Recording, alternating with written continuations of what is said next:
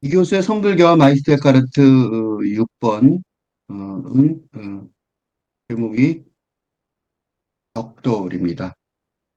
여기 이렇게 인용하는 것들은 대부분 어, 우리 오늘 오현수님 걸로 했지만 대부분 우리 성철 스님의 홈페이지 성철 네트에 선문 고경 청서에 다 있는 내용입니다. 이게 우리나라의 교과서예요. 성철 스님이 굉장히 중요한 일을 했죠. 이게 옛날부터 있었어야 되는데 구전으로 전해오는 그러다 성철 스님이 큰일을 하셨습니다. 마저 도일 선사가 이게 다 이제 스님들의 선문답을 하던 내용입니다. 성악 전법원에서 전법원은 법을 전하는 곳이니까 이제 성악은 이름이고요. 거기서 선정을 닦을 때 일이다. 그러니까 참선을 할 때 일이란 말이죠. 어느 날 스승인 남학회양 화상은 스님이란 뜻이고 남학회양이 이름입니다. 남학은 호고요. 마저 도일, 마저도 호죠. 그래서 보통은 스승 이름을 그대로 바로 부를 수 없으니까 이제 호를 불러요. 그래서 마조 스님, 음, 도이라 부르는 건 스님간에 밖에 없겠죠. 스승님은 뭐 불러도 되죠. 그렇지만 나머지 사람들 보고 나머지 사람들이 도이라 부를 수는 없겠죠. 그래서 마조 선사, 남학 선사 이렇게. 이게 우리나라는 아직 우리나라도 조선시대까지는 호가 있었죠. 다 호가 있었어요. 그래서 호로 불렀단 말이죠. 이름을 안 불러대고. 요새는 이제 호가 없어지니까 이름을 불러대죠. 어쨌든 남학 회양이 스님인데 이게 스승님이죠. 스승이 마저도이 이제 제자인데 둘 다 유명한 사람이에요. 그 스승의 그 제자인 거죠. 마조한테 이제 물어본 거죠. 제자한테.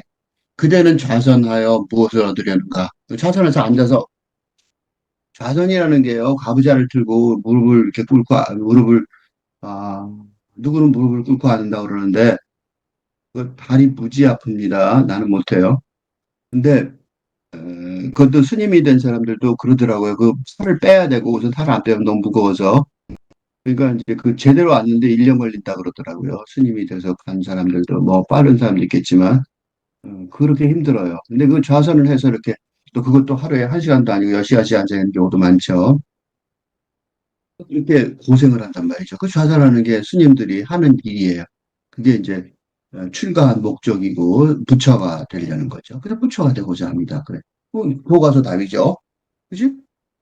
누군지 모르겠죠? 어? 너 열심히 좌선해서 참선해서 뭘 하려고 그러냐? 당연한 거 아니에요. 부처가 되려는 거죠. 깨치는 사람이 되려는 거죠. 그러니까 이제 회양 화상이 스승이 암자 앞에서 암자는 이제 그 건물이죠. 그 방에서 그러니까 이제 제자가 방 안에 앉아서 참선하고 앉았으니까 그 참선하는 앞에서 벽돌을 하나 집어다 갈기 시작했다고. 벽돌을 집어다 이렇게 박박 깎는 거예요. 그러니까 마조가 안 물어볼 수가 없잖아요. 그지? 그러니까 벽돌을 갈아서 무엇을 하시렵니까? 거울을 만들려고 하네. 이게 안 되죠? 벽돌을 가지고 거울이 돼. 그지? 빡빡 간다고 거울이 되겠냐고. 그죠? 벽은 투명해야 되는데. 그러니까 벽돌을 갈아서 어떻게 겨우 거울을 만들겠습니까? 이제 이 스승이 기다리는 거예요. 이제 벽돌을 가는 행위는 이 마조가 그릇이라고 보는 거죠. 이게 아무한테나 그러지 않습니다. 제자한테 야단을 치거나 뭔가 말을 할 때 조심해야 될 게 있는 게 어, 미친 개한테 고기만 주는 게 아니라 나도 물려요. 그러니까 들을 귀가 있는 자는 들으라. 예수가 그랬단 말이죠.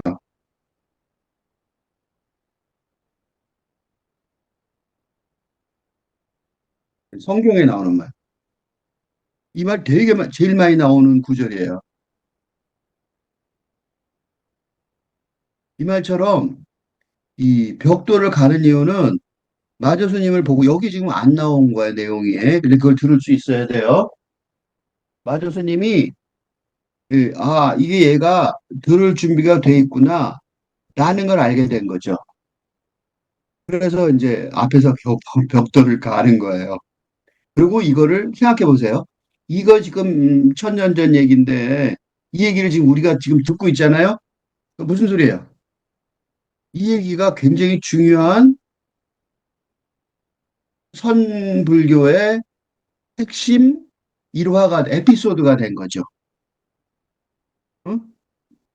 그 마조 스님도 대단하고 남학 회양 스님도 대단하니까요. 마조 스님은 진짜 대단한 사람이 제자가 됐거든요. 그러니까 스승을 뛰어넘는 청출어람하는 제자가 돼요. 그러니까 그 제자를 키워야 될 거 아니에요. 그러니까 그 제자가 그렇게 된다는 그런 큰 그릇이라는 것을 이걸 이렇게 말하지만 요건 뭐냐면 마조가 어, 큰 그릇임을 알았기 이런 쇼를 하는 거예요. 어? 그걸 모르면 이런 식으로 해봐야 선임 미쳤네 이렇게 되는 거죠. 그죠? 그래서 행동할 때 그 제자한테 할 때, 사람한테 할 때 조심해야 되는 게 못 알아듣는 사람한테 가서 말하면 웃기는 사람이 되는 거죠. 나만 우스워지는 거죠. 그러심을 앓을 때만 할 수 있어요. 그러니까 이제 당연히 마조는 아직 그릇이 큰 그릇이긴 하지만 아직은 큰 사람이 아직 아닐 때죠. 그 이제 새끼 씨앗일 때죠. 그러니까 이제 함정에 똑똑 빠져서 이렇게 질문해요. 벽돌을 갈아서 어떻게 거울을 만들겠습니까? 싫어요. 당연히 그렇게 질문하는 거야. 그러니까 큰 스님이 딱 회양 스님이 남학회양 스님이 기다린 거죠. 벽돌을 갈아서 거울을 만들지 못한다면 아산한들 어떻게 부처가 되겠는가? 그치? 너 지금 하는 짓이 뭐야? 벽돌 갈아서 거울 만드는 거 똑같은 거야. 너 지금 앉아서 좌선하고 앉았는데 그렇게 좌선하는 거는 벽돌을 박박 깔아서 거울을 만들겠다는 거가 똑같은 거야. 이 거울이 부처가 되겠어? 라고 전곡을 찔른 거죠. 왜 이렇게 전곡을 찔렀을까요? 응? 하근기, 중근기, 상근기, 하중상, 근기. 그지? 근기라 그러죠. 요거는 내가 여러 번 얘기했기 때문에 여기서는 줄일 텐데, 그, 근기가, 하중상 근기, 애가, 근기가, 근기의 단계가 상승할 계기가 필요하다는 거를, 하다는 판단이 있는 거죠. 스님이. 아, 얘, 한 단계 딱 찔러주면, 그지? 청출어람이죠. 줄탁동시라고 그러죠. 줄탁동시. 그러니까 근기의 단계가 상승할 계기가 필요하다는 판단을 한 거예요. 그러니까 줄탁동시라고 그래요. 줄탁동시. 데미안, 헤르만 헤세의 데미안에서도 이런 비슷한 얘기가 나오는데, 줄탁동시는, 어, 또 한자말을 많이 쓰는데 할 수 없어요. 지금 한자말밖에 잘 안 쓰이니까. 줄탁, 한자말도. 안에서 쪼고, 밖에서 쪼고. 그래서 동시에. 무슨 소리냐면, 알이 깰 때, 안에서도 쫄라고 그러면 밖에서도 쫄 수 있단 말이에요. 이게 뭐예요? 그러면 어떻게 해야 되겠습니까? 하고 질문했단 말이에요. 무슨 소리냐면 지금 바깥에서 쪼고 있는 거예요. 벽돌을 갈아서 거울을 만들지 못한다면 좌선한들 어떻게 부처가 되겠습니까? 그러면 어떻게, 그러면 그래서 이제 질문을 하니까, 아, 이게 지금 얘가 좀 알아들을 그 귀가 열렸네. 들을 귀가 있는 것 같으네. 그러니까 뭐라고 말하냐면, 술에 멍에를 채워도 소화가지 않는다면, 그지? 소가 이끄는 수레가 있을 때 소에다가 멍에를 채운단 말이야. 위에다 그 멍에를 채워요. 그래서 그 소를 갖다 밀면은 소를 갖다 톡톡 치면 소가 간단 말이야. 옛날에 때렸어요. 그러면 소에 멍에를 얹어서 소가 가지 않으면 그러니까 이제 지금 참선하려고 앉아 있는데 응? 그래서 이제 참선하고 있는 거예요. 근데 수레를 쳐야 옳겠는가? 소를 때려야 옳겠는가?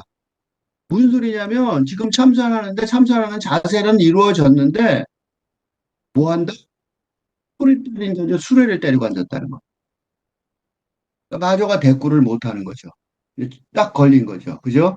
그러니까 바깥에서는 쪼았어요. 정확하게. 그럼 안에서 쫄 수 있는 기회를 주는 거예요.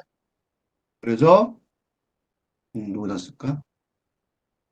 안에서 쪼을 수 있도록 마조가 이제 말 대꾸를 못 하는 거예요. 말문이 막혔어요. 꽉 막힌 거죠. 말문이 못해서 꽉 막힌 거예요. 일부러 그렇게 한 거죠. 그 스님이 다시 말했어요. 그냥 앉아서 참선하는 것을 배우는가? 어? 참선하는 걸 빼고 그냥 공부하는 것만 생각해도 마찬가지예요. 그러니까 앉은 부처를 배우는가? 참선해서 앉아있어 부처가 되겠다 그러면 참선하는 모습만, 참선하는 것만 열심히 생각 없이 하면 앉은 부처가 된단 말이죠. 그런데 좌선을 진짜로 배운다면 손은 앉거나 눕는 데 있지 않고, 그죠? 그건 참선의 본질이 아니란 말이죠. 이때 부처는 부처가 아니라 부처의 성품을 내가 가진 걸 깨치는 거죠. 그러니까 앉은 부처를 배우고자 한다면 부처님은 어떤 모습도 아니다. 부처가 무슨 모습이냐고, 그지? 그거는 성질인데, 그지?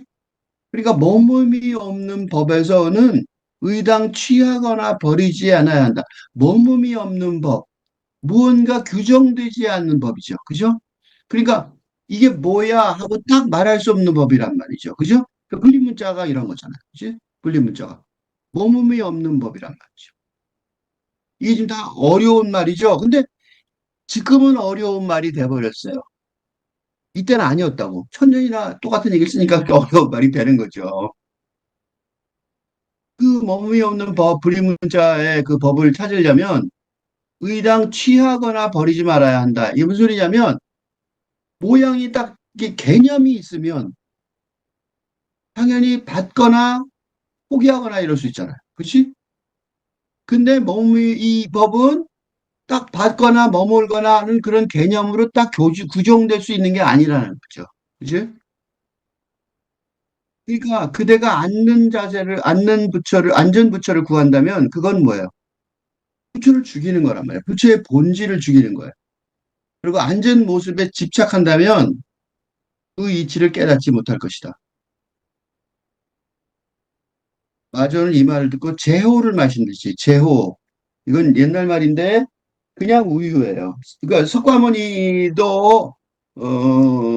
부처도 보리스나마에서 우유 한 잔 드시고, 그지? 그 우유 한 잔이 그 되게 그 석가모니 우유가 뭐냐면 힌두교에서 그 요기들이 하는 일 중에 가장 중요한 일 중에 하나가 금식이에요. 아무것도 안 먹어. 우유 마시고 그 우유는 고급, 지금은 고급이 아니지만 얼마 전까지 되게 고급이었잖아요. 몸 좋다고 맛있다고 그 우유를 마셔? 어, 그 진짜 어? 그 힌두교 쪽에서 보면 황당한 거죠. 어? 그죠? 걷지 않고 롤스트로이스 타면서 그 고행한다 그러면 똑같은 그런 식의 그 어이가 없는 행위란 말이죠. 근데 부처가 무슨 생각이 들었냐면 그 부처님의 우유 마시는 거하고 똑같은 거예요. 부처가 어, 오리지널 우유 마시는. 왜냐하면 힌두교의 어? 금욕, 어, 극단적 금욕주의가 뭐라고 깨달은 거예요. 이게 개념이라. 개념, 을 깨달은 거죠. 그거를 넘어서면서 부처님의 우유 마시는 거, 보리수다마 안에서 우유 마셔서 깨쳤다는 걸 때 우유가 뭐냐면 그런 그 우유를 마신다는 게 중요한 게 아니라 뭐가 중요한 거야? 머금이 없는 거지. 그러니까 의당 취하거나 버리지 않는 거죠. 이건 마셔, 이건 안 마셔. 그런 개념이 아니에요. 그 우유 마시니까 나도 우유 한 잔 마시면 부처님 되겠네. 이렇게 생각하면 정말로 바보 같은 거죠. 왜냐하면 그거는 취한 거잖아. 버리지 않은 것도 아니고, 이거 버리지 않은 건 아니지만, 우유를 마셨으니까 취한 거잖아요. 우유라는 개념을 마신 거란 말이죠. 그건 안 된다고요. 응? 그걸 넘어선 거예요.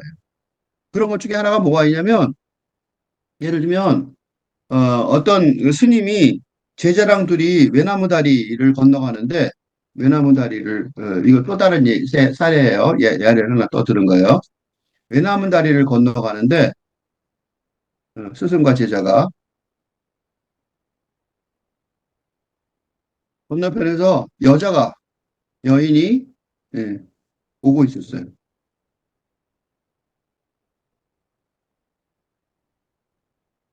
스승이 덥석 앉더니,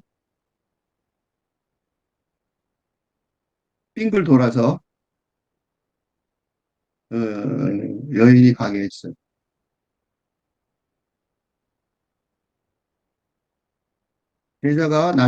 제자는 너희가 가만히 있었겠죠? 안 가고, 스승은 모르고 그냥 간 거고, 제자가 나중에 물었어요. 뭐라고 물었어요? 스님, 어? 그랬더니, 제자가 물으니까 스승이 할 말씀이, 너는 아직도 젊고 있니?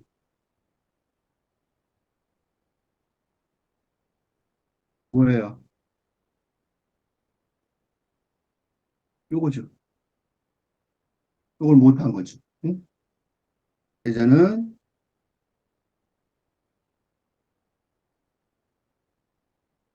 응?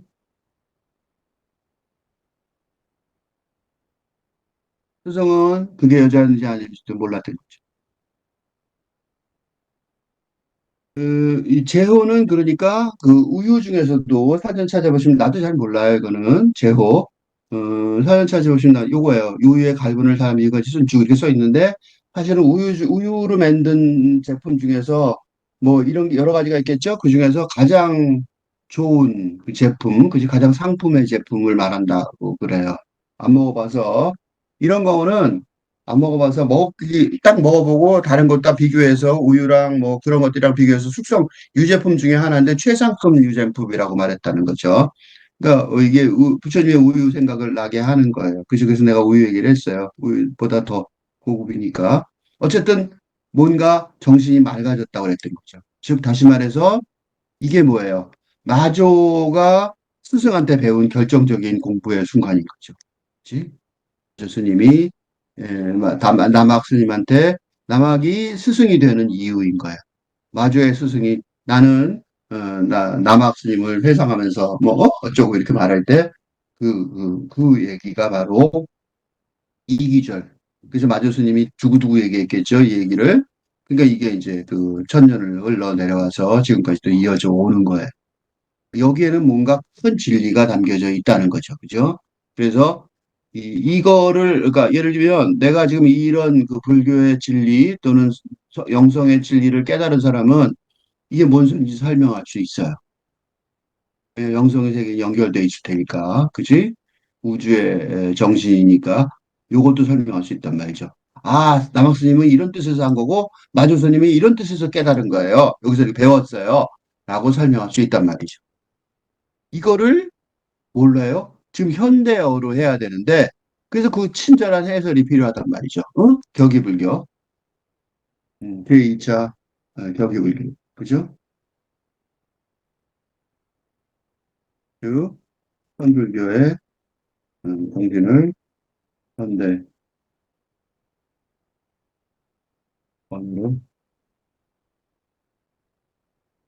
이게 이제 캐치프레이즈죠. 이럴 때, 그걸 이용하기 위해서 선불교의 정신을 지금 아까 말한 그 남학 스님하고 마조 스님의 이 스승과 제자의 가르침 얘기고, 그거를 나는 이 그 선불교와 마이스터 카르트라는 이 제목이 선불교와 마이스터 카르트죠. 여기서는 이제 마이스터 카르트 물론 다른 것도 할 수 있지만 산문으로는 선불교와 내가 자크데리다라는 산문이 있거든요. 근데 이제 시로는 선불교와 마이스터 카르트, 그 마이스터 카르트를 현대의 언어로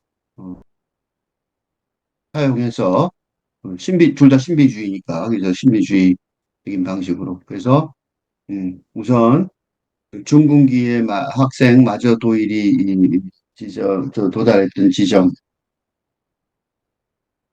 그러니까 상근기, 중근기, 내가 아까 상중하 근기를 얘기했잖아요. 그러니까 이 학생이라고 말하는 건 중근기예요. 그 중근기는 하근기가 그러니까 이거 저 여러 번 얘기했는데 한 번만 더 설명을 살짝 하면 하근기가 이게 이제 출가 보통 근기를 따지면 다섯 가지를 따질 수 있는데 첫째가 중생이에요. 보통 이 사람들 이거는 이제 그 중생들은 뭘로 하냐면 그 사람들은 그 하근기는 출가한 사람들이에요. 출가. 출가는 집에서 나오는 거죠. 가출이 아니라 이거는 이제 출가는 뭐냐면 어, 그 집을 떠나서 완전히 그 가족과 다 떠나는 거죠. 그래서 이제 그 불교인이 되는 승려가 되는 그걸 보고 출가라고 그러죠. 집을 잠깐 도망치는 거는 가출이고요. 중생의 경우에는 이런 이론을 하는 게 아니라 중생의 경우에는 이 부처가 될 수도 있어요. 중생도 깨칠 수 있는데 중생은 뭐라냐면 염불 뭐야 자 삼배 그 말하면 그 절을 하는 거죠. 또는 뭐라냐면 어, 기부를 하죠. 탑을 짓는다니까 그런 거 탑을 세우고 어쩌고 있죠. 그런 것들이 중생들이 하는 일이에요. 그러니까 이런 것들이 그다음에 이제 보식 자비를 베푸는 거죠. 사람들한테 도와주는 거 이런 걸 중생들은 그러니까 주로 이런 거를 하라 그래요. 근데 이제 그 나는 이제 인생을 다 포기하고 저 일반의 삶을 포기하고 떠나가겠다 그러면 하근기예요. 이 하근기 이 출가의 목표는 아공이에요. 아공. 나를 버리는 거죠. 아공. 요 아공이 요게 뭐냐면 요새 말하는 그 마음 챙김 서양 불교 있죠. 마인드풀니스. 이 마음 챙김의 목표예요. 그러니까 우리가 그 마음 챙김 글들을 보면 마음챙김의 목표가 바로 이 아공이 이 나를 벗어나는, 즉, 근대 자아, 그지? 나. 그럼 나를 벗어나는 훈련을 하면 어떻게 되죠? 스트레스 해소가 되겠죠? 그래서 일시적이라도 나를 일시적으로 벗어나. 뭐 예를 들면 무슨 뭐 어디 가서 3박 4일, 2박 3일 이렇게 하잖아요. 그럼 스트레스 해소가 되잖아요. 그죠? 요새 단기 출가 그런 거 하는 거. 그게 스트레스 해소고 그게 서구의 서양의 마음 챙김. 서양의 마음 챙김이 왜 중요하냐면 이게 지금 이 현대언어로 말하는 선불교의 정신을 현대언어로 말하는 작업을 굉장히 많이 하고 있어요. 그 사람들은 자동으로 그렇게 하겠죠. 이게 문제가 뭐냐면 요 3단계부터 안 하고 있어요. 3단계는 중국이에요. 4단계가 한국이고 5단계가 경계선이에요. 중국기는 아공의 단계를 그 상근기만 설명하면 법공이에요. 법공. 그러니까 법도 없는 거죠. 법도. 그러니까 법을 지키니까 그 불교의 법을 지키는 게 아니죠. 그걸 넘어간 거예요. 그다음에 여기에서는 선을 넘어선 그러니까 신적 경지인 거죠. 어? 여기서 요 중근기부터 하근기에서 중근기가 되면 요게 이제 아공을 됐으니까 요게 선생님이 되는 거죠. 그래서 누굴 가르쳐 주는 게 여기서부터예요. 요건 뭐예요? 요거는 큰 스님의 상근기부터는 큰 스님의 경지예요. 큰 스님의 경지인데 이 벽에서는 거의 뭐 신의 경지인 거죠. 이 지금 얘기하는 거는 중국 학생은 마저도일은 그렇게 좌선해서 앉아 있을 수 있으려면 나의 질곡을 벗어났겠죠. 그러니까 그냥 벽돌을 갈아서 거울이 되는 것 같은 그런 지독한 수련을 하고 있는 거죠. 그죠? 지독한 수련을 하고 있는 거죠. 뭐 같이 스승님이 말씀하시는 것처럼 벽돌을 갈아서 거울을 만들 것 같은 짓을 하고 있구나. 라고 말하는 이유가 뭐냐면 중군기의 학생이라서 그런 거죠. 그러니까 이거는 시작할 점이고, 이거는 학생이고, 학생이면서 학은기할 때부터 가르쳐 줄 수가 있는 거죠. 이제 벗어나는 방법을 아니까. 그러니까 그렇게 지독한 수련을 하고 있다는 걸 알 수 있어요. 그래서 큰 스님이 남학 스님이 벽돌을 갈아서 거울을 만드는 짓을 네가 하고 있다. 응? 라고 말을 했던 거예요. 즉 다시 말해서 열심히 하고는 틀림없이 있는 거죠. 그러니까 이렇게 안 하면 이제 대화가 안 되는 거예요. 큰 스님하고는. 그래서 이제 질문을 하러 갈 때, 이 하근기가 질문하면 큰 스님들이 야단만 쳐요. 어? 물러가라! 이렇게 야단친단 말이죠. 혼나는 경우가 많아요. 그러니까 왜 질문하러 갔을 때 혼나는 경우가 있는데, 그건 뭐냐면, 중근기 정도는 돼야 뭐 선생님하고 대화를 해볼까 말까인데, 하근기 들어와갖고, 나도 못 벗어나서 나의 입장에서 얘기하면 할 말이 없는 거죠, 사실은. 그죠? 나를 벗어나는 상태에서 어떻게 해야 될 거냐를 질문해야 되는데, 그지? 그러니까 그것도 안 하고 있으면 큰 스님으로서는 참 그거 뭐라고 말하기 참 곤란한 상황이 되는 거예요. 어쨌든 간에 그러니까 그래서 내가 중근기의 학생 이렇게 말한 거예요. 그 중근기 학생 마자도일이 앉아서 벽도를 하는 자리가 뭐였냐 그걸 보면 이게 마이스터 카르트의 책에 나온 글이에요. 마이스테카 이 마이스테카르트, 이 마이스테카르트의 책은 거의 순서대로 쭉 읽었어요.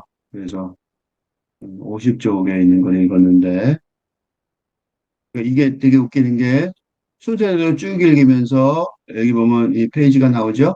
그 순서대로 쭉 읽으면서 내가 번역을 했는데, 그러면서 자연스럽게 선불교의 글들하고 자연스럽게 또 맞춰지더라고.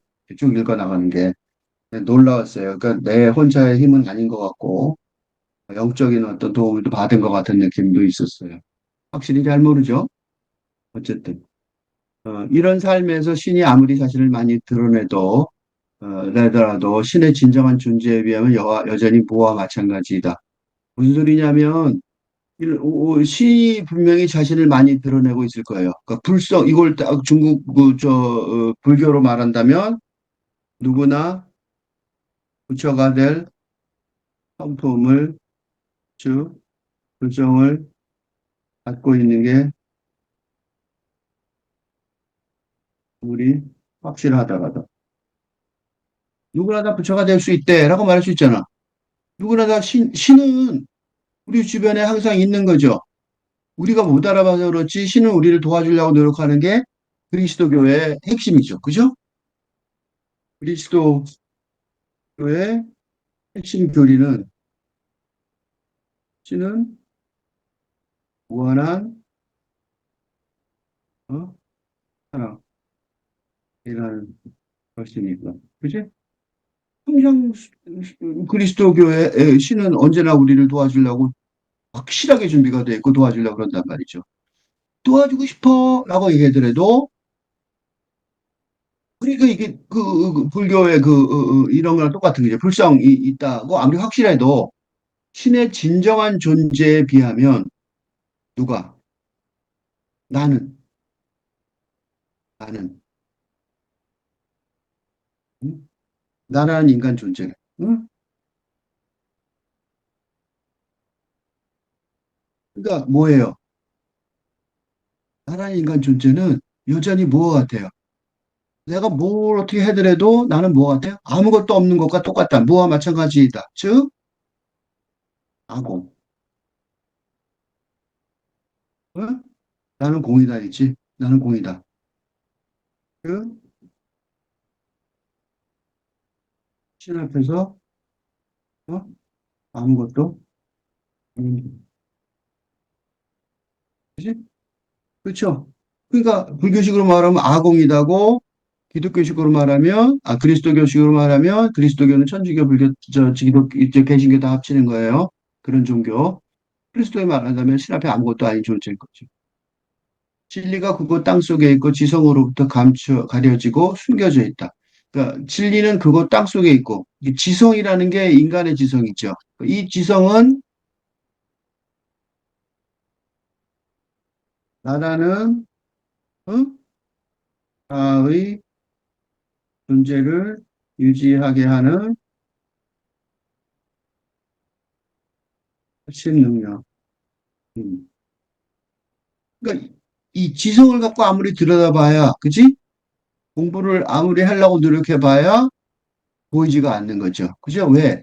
자아가 있으니까. 그러니까 이 공부가 문제가 아니라 자아. 그지? 자아의 존재가 있어야 지성이 있거든요. 그지? 그러니까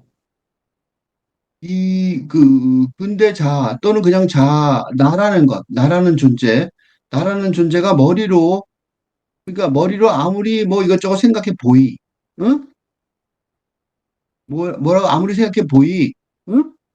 생각해 보이,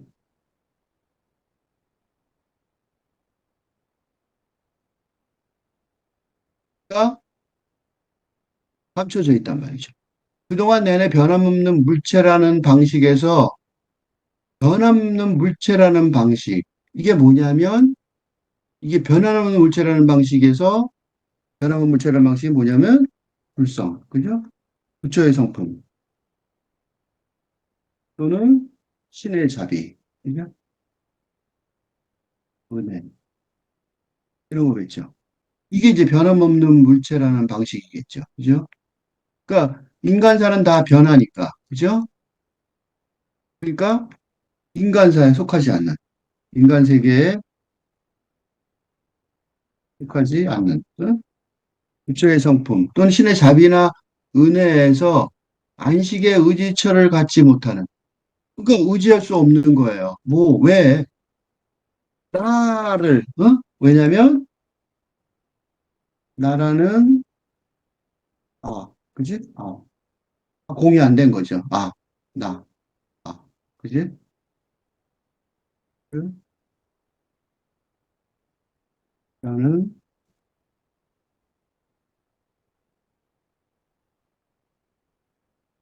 나를 바탕으로 하는. 내가 있으면 그걸 바탕으로 지성이 하고 있기 때문에 머리로 이제 생각해 보려고 그러는 거예요. 그래서 이게 참선을 따지면요. 예를 들면 부모 미생전 이거 있어요. 그러니까 태어나기 전에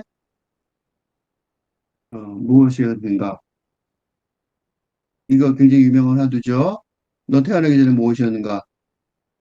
라는 화두를 참고하면 하기 시작하면 처음에는 지성, 그지? 으로, 어? 생각으로, 개념으로 어떻게든 응? 처음에 다 그래요.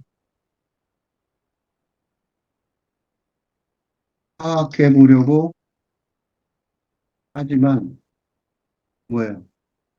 불성이나 신의 지혜를 만날 수 없어. 안식의 무기처를 응?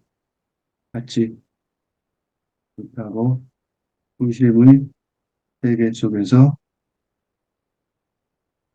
헤매게 그죠? 그렇게 돼요. 그러니까 그렇지만 지금까지 감춰져 있었으나 알려지게 되기를 예상하며 계속 준비한다. 이거 중요하단 말이죠. 뭐냐면 지성의 즉 그, 자아의 개념 체계에 의지하여 우선 진리를 참고하려 하지만 실패하는데 이때 가장 중요한 덕목은 선의식,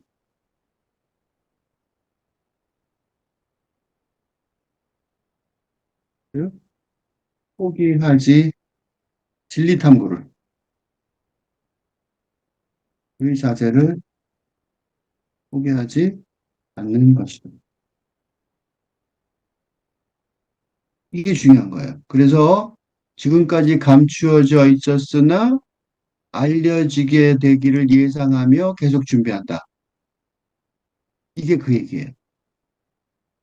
감춰져 있는데 알려지게 될 거라고 예상하는 거죠. 응? 그러니 신의 존재가 뭔지 알 수 있는 방법은 없다. 알 수 있는 방법. 신의 존재가 뭐야? 하고 물어보면 그거는 지성으로 보려고 그러는 거잖아요. 그 지성. 그죠? 어? 그 지성으로 보려는데 그 지성으로 보는 방식은 내가 남아 있잖아요. 그치? 뭔지 알 수 있는 방법은 지성으로. 즉, 자아의 관점에서 나를 버리지 않고. 그지? 그 웃기는 거예요. 나는 안 버리고 나는 배짱 좋게 그냥 그 자리에 있는 거예요. 나를 좀 설명을 시켜달라니까 난 잘 모르니까 날 설명시켜줘. 네가 설명시켜줘야지 이렇게 얘기하는 거예요. 엄청나게 건방진 거죠. 그지? 나를 버리지 않고 알려고 하는 건 응?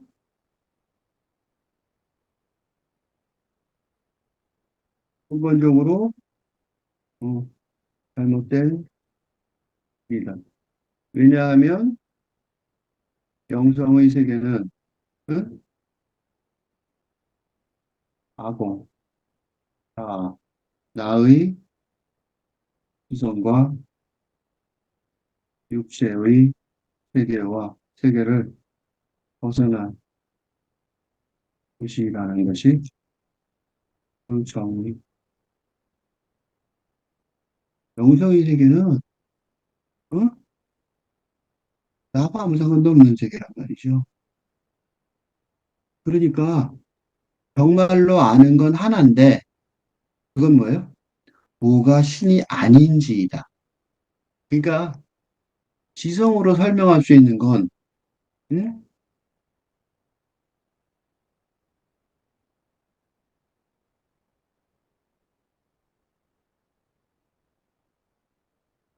지성의 자아의 관점에서 신을 불성을 알 수 있는 유일한 길은 긍정적이고 실증적인 신학이 아니라 소위 부정신학.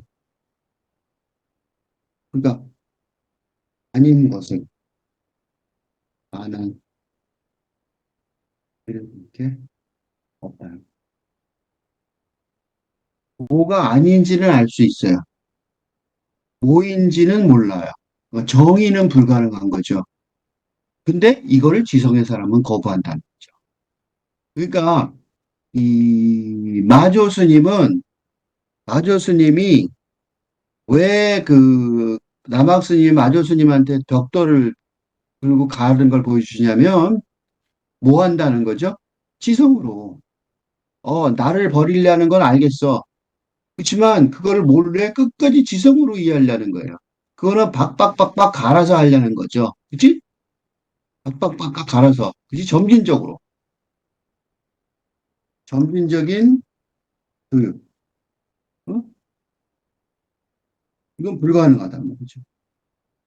점진적인 수련. 조금씩 깨달으면 언젠가 알겠지. 이러고 앉아있는 게 너무나 뚜렷하기 때문에 그 자체를 깨부시려고 그러는 거예요. 그래서 이게 과격한 행동을 한 거죠. 그죠? 이건 세계관의 전환이니까 혁명적 전환. 그래서 내가 이걸 정의를 뭐라 그랬어요? 신비주의의 부정신학. 그렇게 설명했어요. 어, 마이스터 카르트 동방 뭐 정교회 이런 데가 네가티브 세벌루지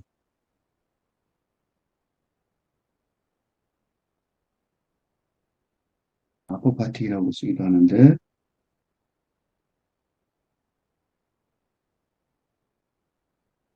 이거는 어, 하나님이 무엇이 아니라고. 이 사전에 있는 그대로 보여드릴게요. 나중에 천천히 공부해 보세요. 되게 중요한, 이 네거티브 세올로지는 되게 중요한 얘기인데, 사실은 개념보다는 그 무슨 소리인지 아는 게 더 중요해서, 이렇게만 설명하고 지나가겠습니다. 아니라고 사전에 있는 그대로 써드리는 거예요. 해 나감으로써 긍정적인 규정을 넘어서, 긍정적인 규정이라는 게 긍정신학이죠. 포지티브 세올로지. 응? 오늘 하느님은 신은 하느님 그럼 또 하느님 그럼 천주교에서 좋아하고 하나님 그럼 또 개신교에 좋아하더라고요. 내가 하나님의 입장권, 야구장 입장권을 했더니 하느님의 입장을 했더니 천주교에서 천주교 신자인 줄 알더라고요. 나를. 신은 무엇이라고 인정함으로써 난 모든 종교를 다 좋아해요. 단지 시정론의 관점에서 저 지성으로 그죠? 신을 규정하고 대하는 이 긍정신학인데 이 긍정신학을 넘어서는 신의 본질을 인식하려는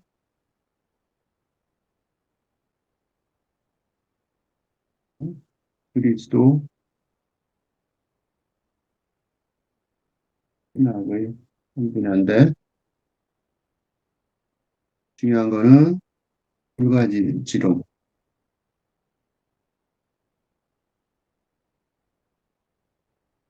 모르겠다요. 이거는 불가지론과 달리 불가지론은 모르겠다잖아요. 달리 이건 뭐예요? 알려고 하는 음, 처절한 그 필심. 불가지론은 모르겠다잖아요. 근데 이건 아니에요.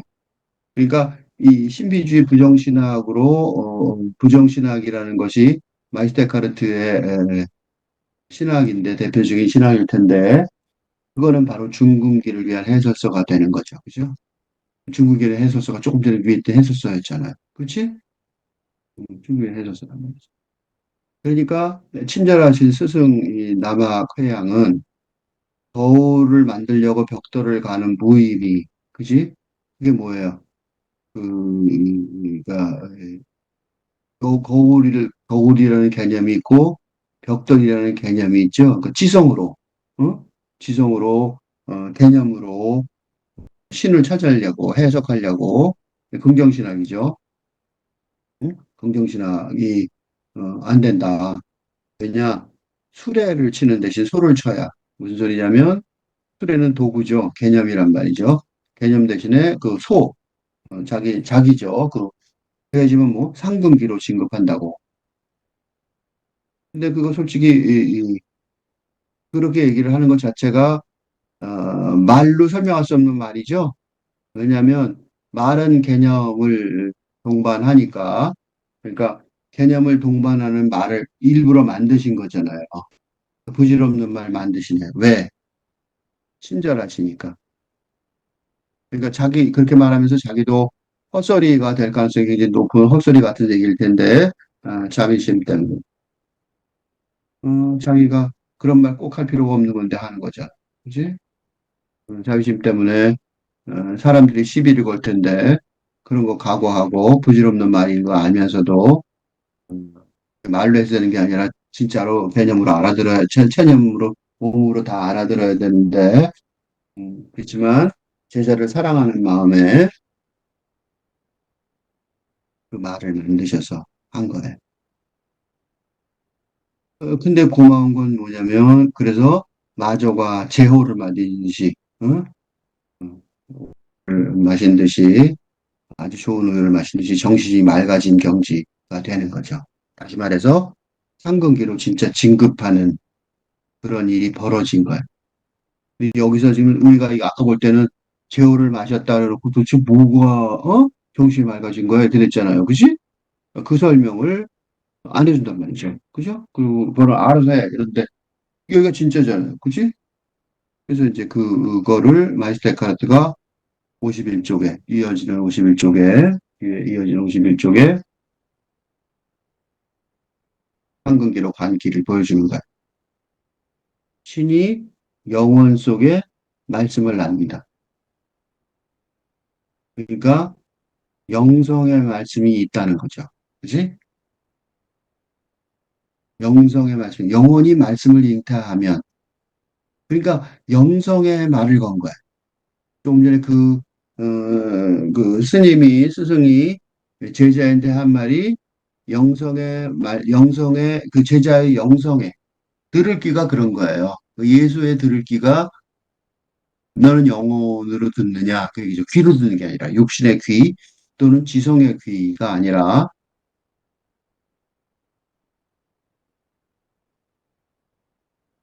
지성의 귀가 아니라 귀로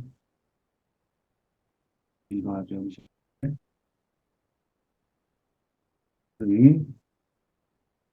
의 영의 세계의 열어주는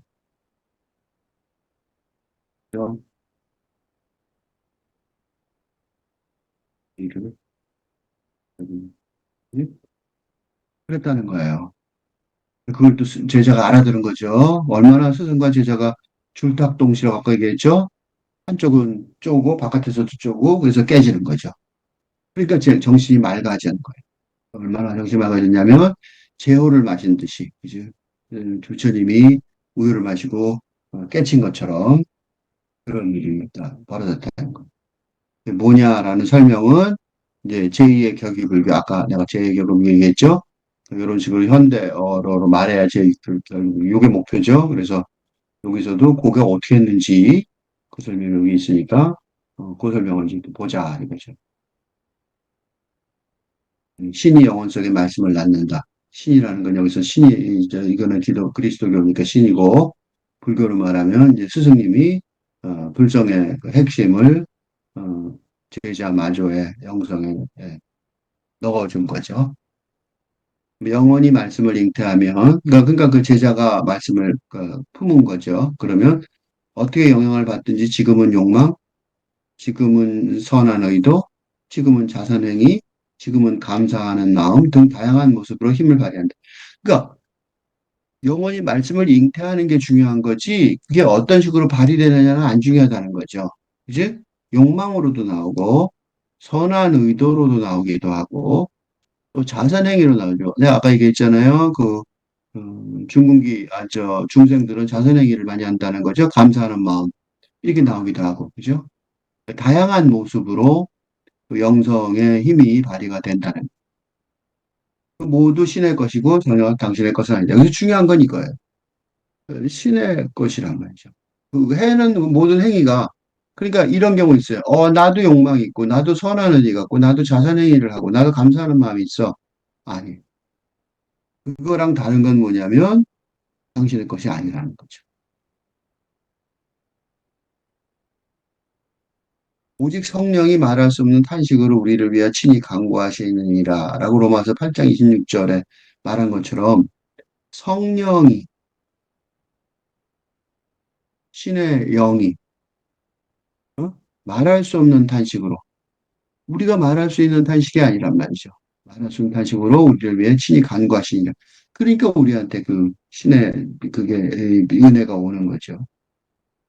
신이 그렇듯 행하는 모두가 신의 것이며 당신 자신이 것이 아님을 받아들여야 한다. 이거를 받아들인 게 아조가 아 내가 박박박박 그 벽돌을 갈아서 거울을 만들듯이 해봐야 안 되는구나. 그건 누구 거니까? 내 거니까. 그건 아니라는 거죠. 그러니까 어떻게 해야 된다? 신의 것이다. 그러니까 우리가 우리 안에서가 아니라 신이 우리 안에서 기도하신다죠. 내가 불성을 찾아가는 게 아니라 어? 내가 벽돌을 갈아 거울을 만들려는 듯이 내가 불성을 쫓아가는 게 아니라 내 안에서 내 안에죠. 어? 그치. 응? 네, 알겠어.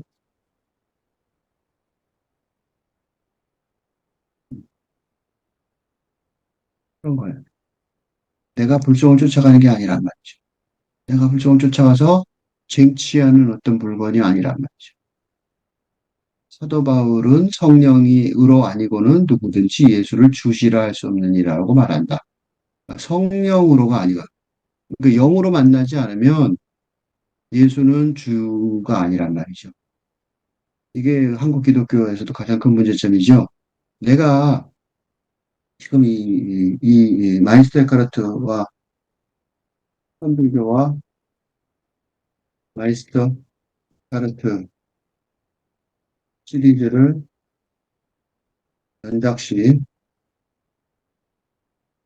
음, 이, 중 하나는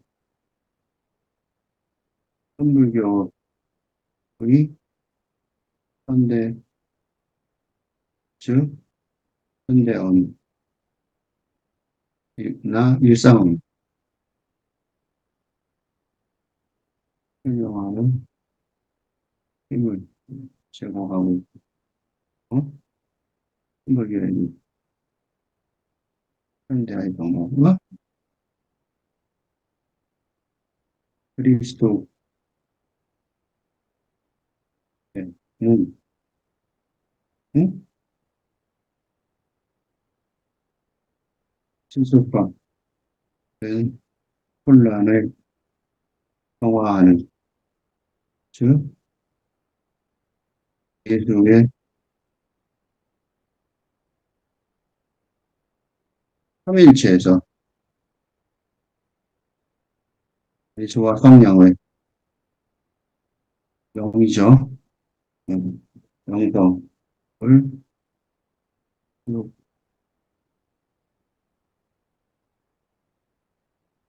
신분기록이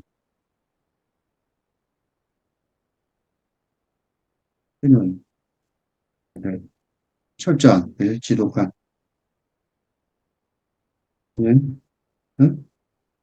뭐 하려고 종교적인 측면에서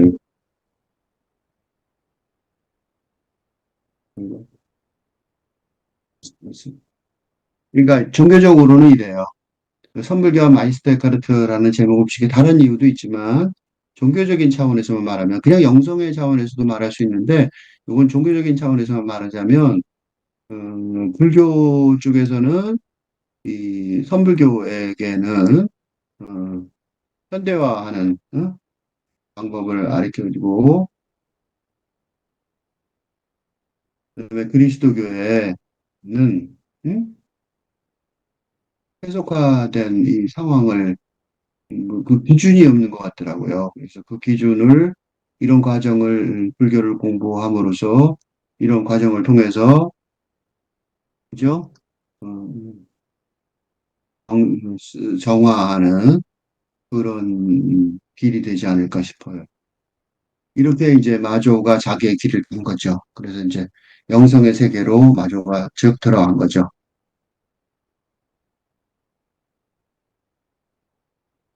드디어 들어갔어요. 그러면 이제 영성의 세계로 들어갔으니까 상근기가 된 거죠. 이제 뭐 영성의 세계니까 뭐가 필요 없어요. 법이 필요 없죠. 그지? 법공의 세계가 된 거죠.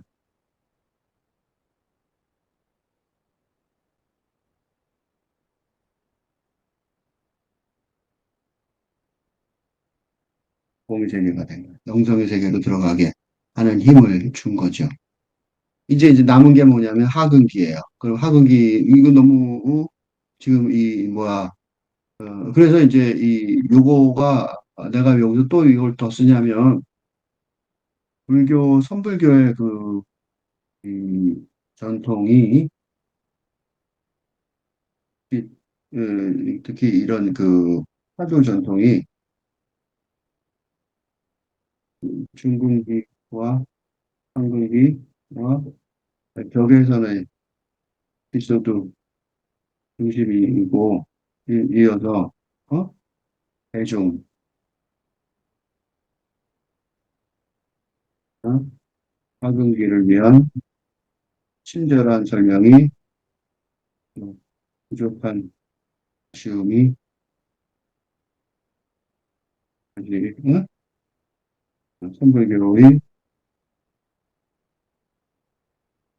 여기 참 혼란을 초래하는 경우가 많은데, 응? 크라이스트 소가르트처럼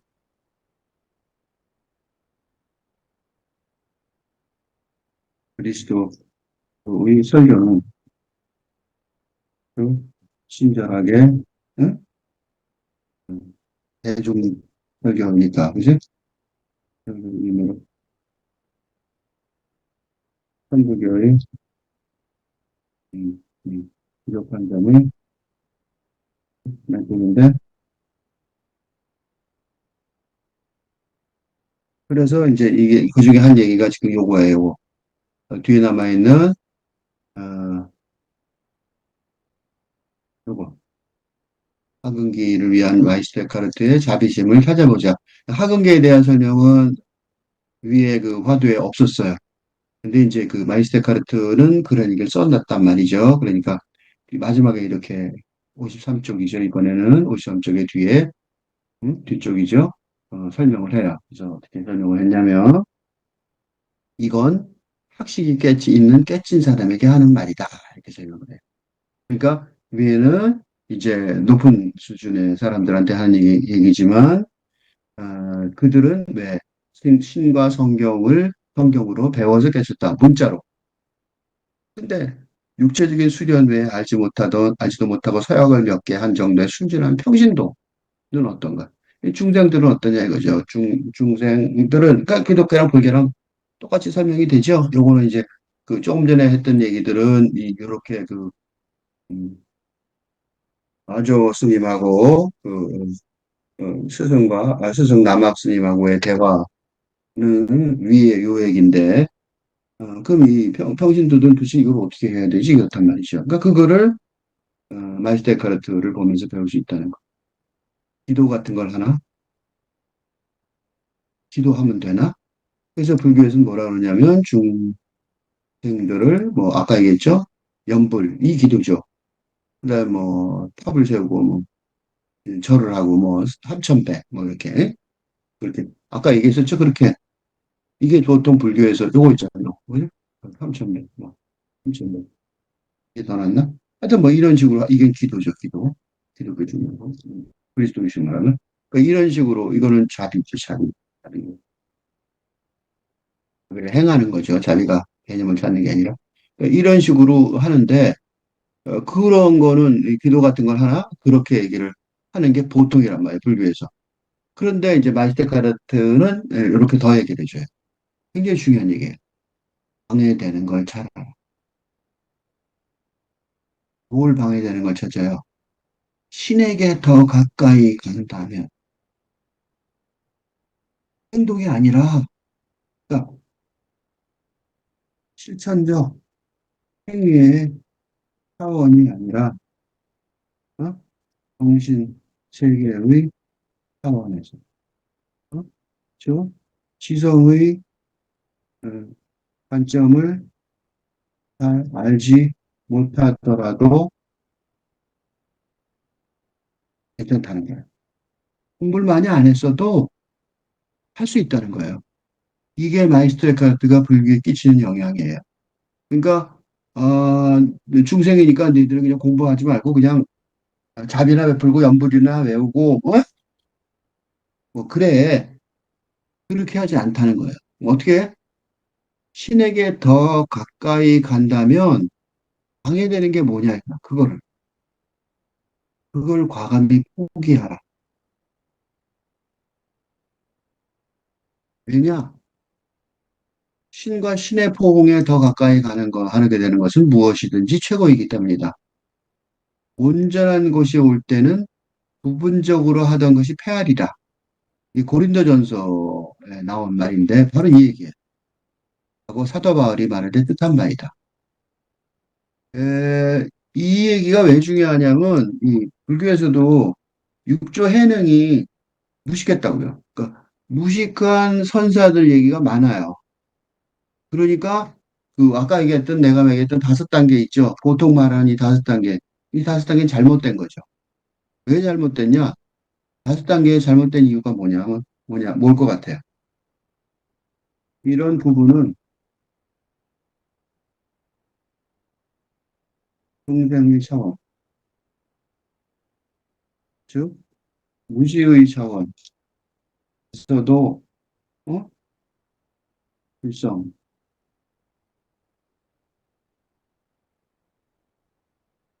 을 해칠 수 있다는, 즉 나중된 자가 먼저 될 수 있는 길을 고려하지 않았다는 점에서 근본적으로 내가 있다. 이, 어, 그냥 임시로 개념적으로 설명한 것, 이게 중요한 거예요. 그 아무것도 모르는 무식한 사람도 뭐가 될 수 있다? 부처가 될 수 있다. 기독교도 마찬가지예요.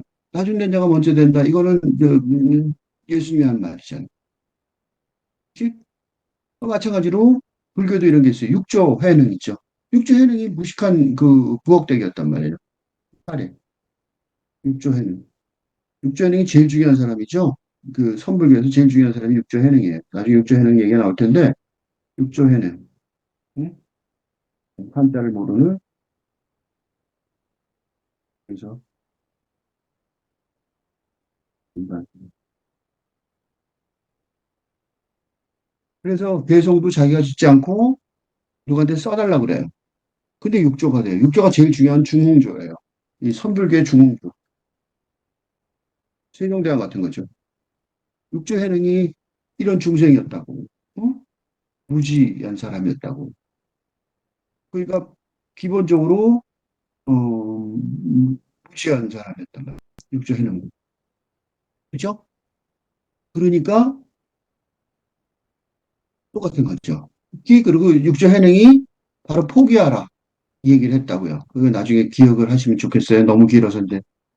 그러니까 처음에 대전환이 마지막에 도약과 다르지 않다.